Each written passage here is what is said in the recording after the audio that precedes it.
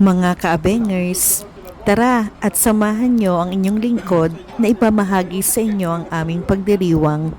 Ito ang unang anniversary ng Iglesia ni Cristo na ginanap sa Toronto Pavilion bilang distrito ng Eastern Ontario na kinabibilangan ng 7 lokal.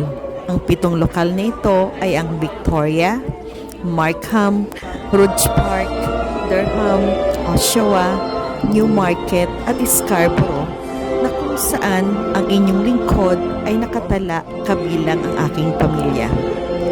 Lubos ang aming pasasalamat sa lahat ng mga dumalong kapatid, kamag-anak, kakilala, at higit sa lahat ang mga panauhin o mga akay na nagpaunlak sa aming paanyaya.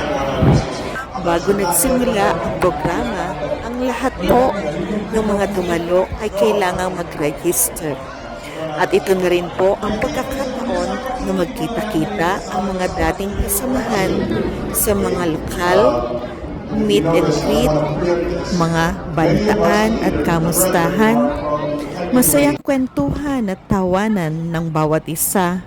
At syempre, hindi mawawala ang picture taking na rin.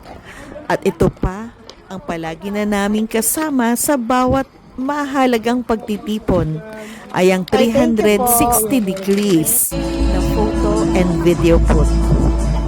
May mga kapatid na nagtulong-tulong upang mamahagi na rin ng snack at tubig, pag-assist sa mga panauhin, mga scan para sa seguridad ng lahat, mga mang-aawit, Diakono, Diakonesa, LOS, kalihiman, pasensya na po, finance at lahat ng mga officers na handang ipagkaloob ang kanilang oras, dedikasyon at pagmamahal sa Iglesia ni Cristo at sa Diyos para maging matagumpay ang pagtitipon na ito. At ito na nga po ang inyong masasaksihan. Ang selebrasyon po ito ay mayroong 2 bahagi.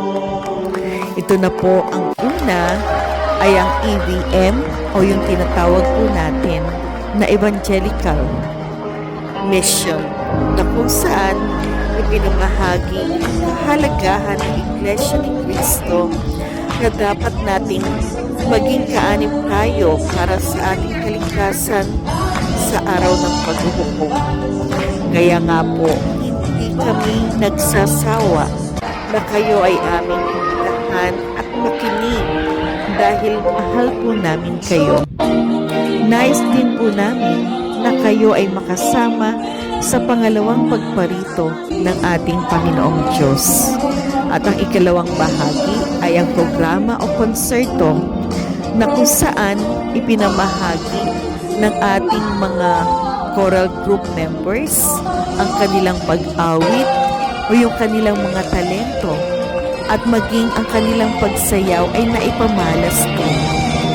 So bawat miyembro ng grupo na mula sa mga bata, mga kabataan at maging sa katandaan, marami ang dapat ipagpasalamat sa pagtitipon na ito upang mabuo at maisakatuparan. Unang-una na sa Panginoong Diyos, mga tagapamahala at ministro ng bawat lokal, officers, mang-aawit, asahan nyo na hindi dito magtatapos ang pagtitipon na ito, kundi ito pa lang ang simula at taon-taon ng ipinagdiriwang dahil sa pagkakaisa ng bawat miyembro ng Iglesia. Kaya sa mga naging panauhin o mga akay na alam po namin na bukas ang inyong mga puso at isip upang makinig, dumalo, magsuri na rin sa mga aral ng Diyos na ang tangilap mo naming pinangahawakan ay ang doktrina na mula sa Biblia o banal na kasulatan. Napakarami pong paraan upang kayo ay makapakinig at magsuri. Ito na po ay ang mga sumusunod.